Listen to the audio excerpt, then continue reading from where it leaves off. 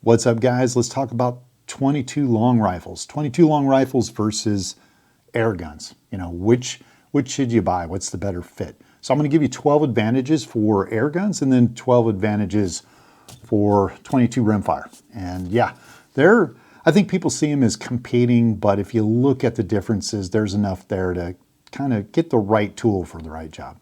Anyway, number one advantage for air rifles is backyard friendly.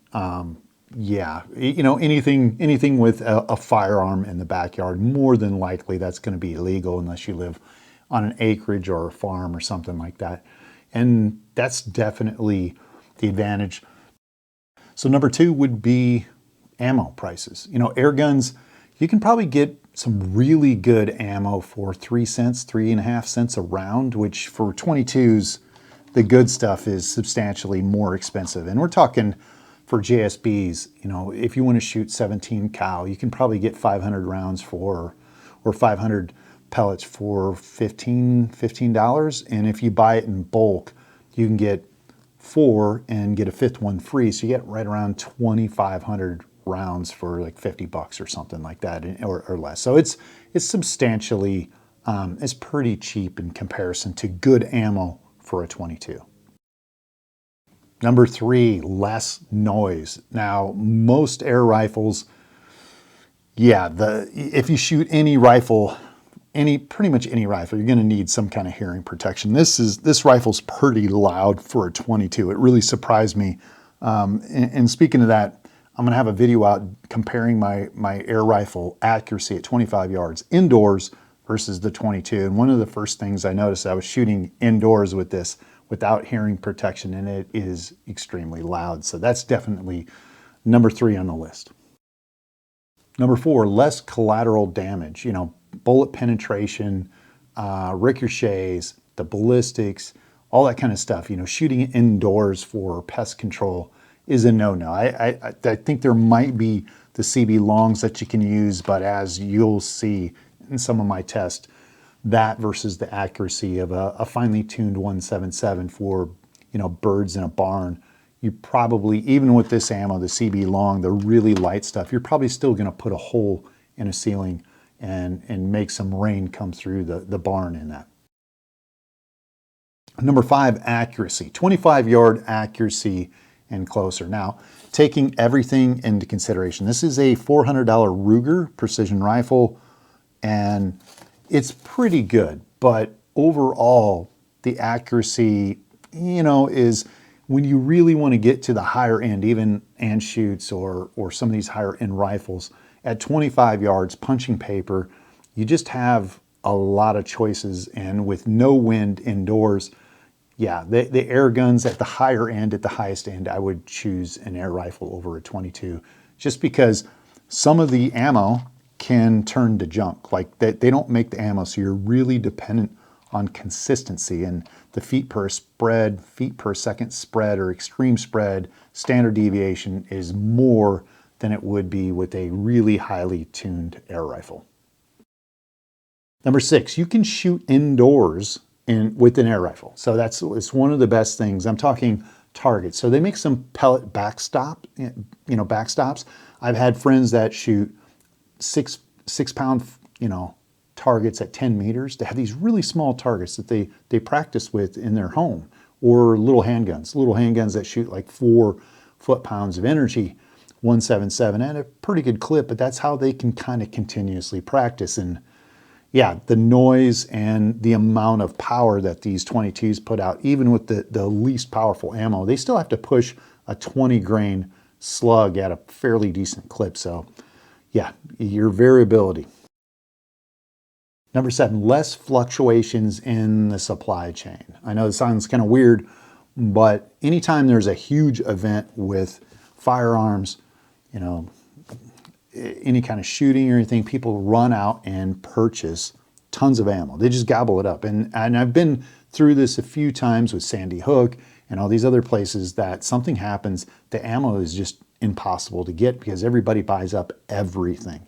And so when those things happen, pretty much the pellets are the same. You pretty much can get it year round, no matter what happens. even with this latest pandemic, we still had supplies.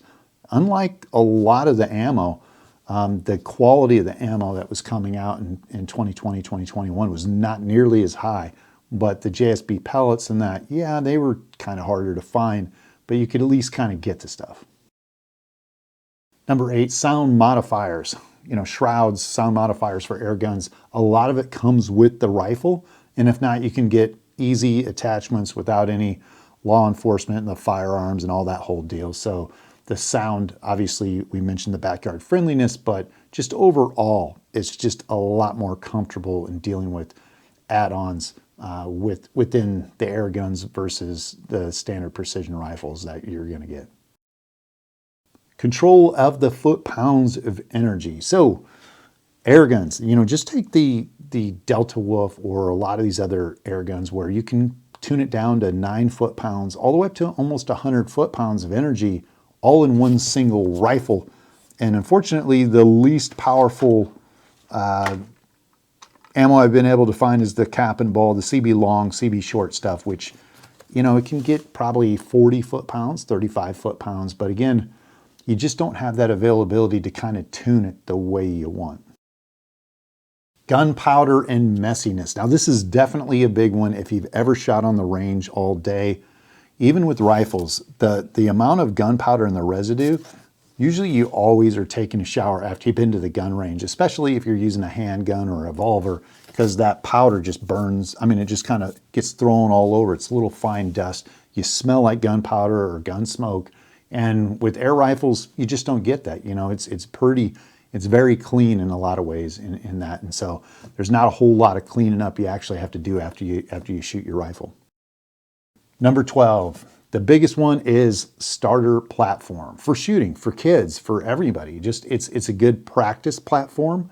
It's cheap, but also it's really good for kids and maybe women that haven't really shot a whole lot to get them without the big massive jump. I think the worst thing you can do for people in shooting rifles or handguns is start them out with a very loud and very big caliber, where most air rifles, they just don't kick, they're not very loud, and they're just fun to shoot. All right, so what are the advantages of the 22 long rifle? There's a lot of them. Initially starting off is the ammo, or the 22 rifle in itself is pretty much everywhere. Like most sporting stores have some pretty good rifles right out the bench, right out of the gate, that are pretty accurate. Where if you go to a sporting goods store for air rifles, their choice is pretty slim. Number 2, the price is cheaper. Overall, this gun costs $400, and you know, it's pretty accurate. I'll go over the accuracy. For $400, it's pretty accurate, and you can get a really nice gun for a couple $100 that, with the right ammo, you find the right ammo and everything, and you can get pretty good groups for a minimal price. And if you're looking at that kind of accuracy, at say at 50 yards with a regular air rifle, you're going to be probably a couple $100 more. I'm just kind of throwing that out there. Number 3 is less supporting equipment. Now this is it. You know, if you think about it, this is the rifle. You got a clip, and you just have some ammo. So if you're looking at this, you don't have air tanks and pumps and all this other extracurricular stuff that, you know, compressors and all that. So it's a very streamlined process. It just seems to work. Number 4, lighter overall. Now this gun is probably 6 pounds or so, but you know, if you look at a Day State or an FX, you have the big air tank on it, and there's just some other things overall for the power that you get. Again, most of this stuff is probably 100, 120 foot-pounds of energy, and you're not having these huge bottles on here. And just think of it in the field, there's less stuff to take with you, and that's number 5, is the less gear you have to take in the field overall for the foot-pounds of energy. It's very efficient. You know, little gunpowder in these things really put out a lot of power, and you're not having to take extra things. So you can have, you know, 50 to 100 rounds. There's just no way you're going to have a gun shoot 100 rounds at 120 foot-pounds or so in a small package like this, just this and this. It's just not gonna end up that way. You're gonna have to have a lot of supporting equipment. Number 6, better ballistics. For the most part, the ballistics on 22s I think are 0.13. Most of the slugs, the hybrids, are 0.8, 0.9. Yeah, you can even get 0.14 on 22s, and you're also shooting at probably 1080, 1070, almost subsonic. And yeah, that alone, the accuracy, because again, the slugs are 40 grains, so you're pushing a lot more power. They're more developed for the rifle. They've had a lot more ability to kind of rework these things and get you, the ballistics, the downrange, things that we're getting close to with the airgun community.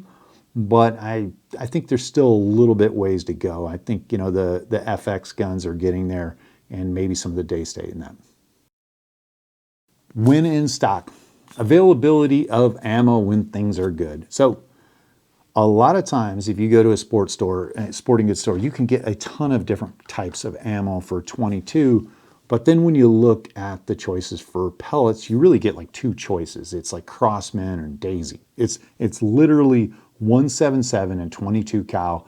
They're the cheapest pellets they offer. There's not a good selection, but if you go to a halfway decent sporting goods store, they'll have a bunch of different 22 ammos that you can run through your gun and the availability. And most of those, in some of my testing, you kind of want to stay away from the cheaper stuff, but you can find some stuff that actually works very accurately for that. Where, yeah, the air guns, to be honest, I don't ever really go to a local sports store and buy pellets. I just buy it online, Pyramid Air, yeah, or something along those lines.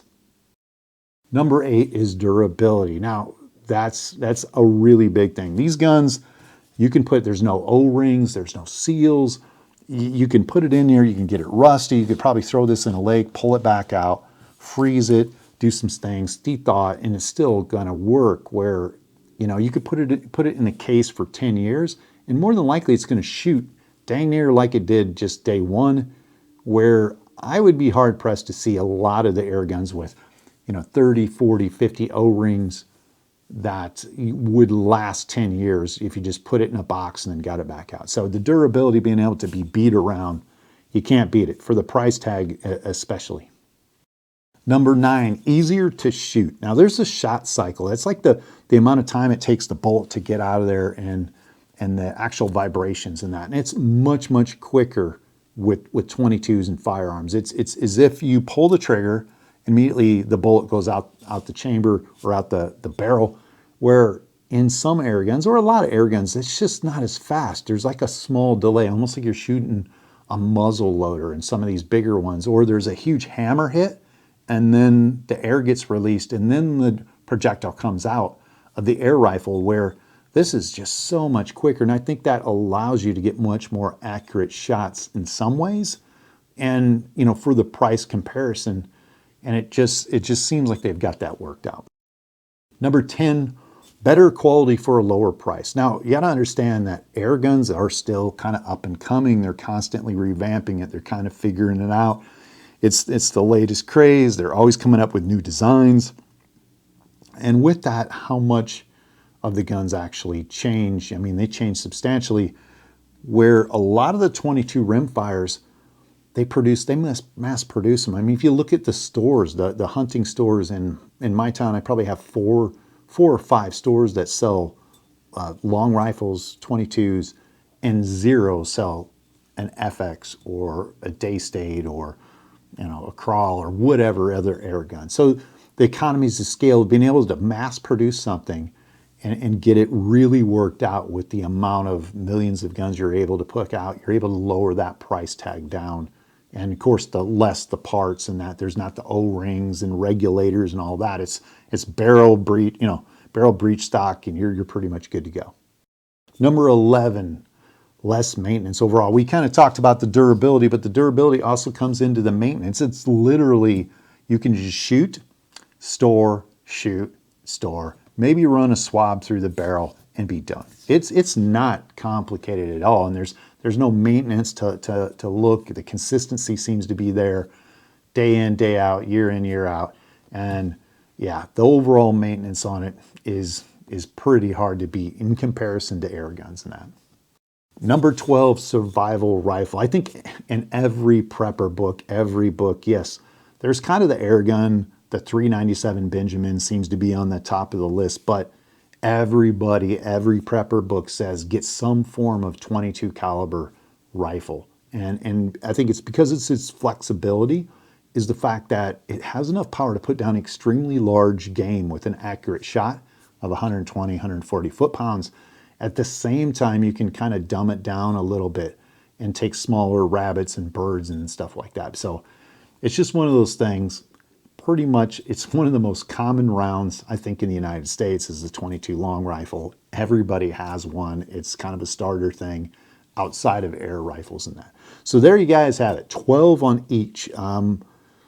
Not really one overshadows the other, like, oh, you have to buy this or this. I'm a big lover, obviously, of air guns because there's simplicity of being able to shoot just a lot of different places, not have to worry about collateral damage and that. But the long rifle, when it comes down to big open spaces and you want efficiency cost ratio, that has to come into consideration as well, the carryability for a long time of that.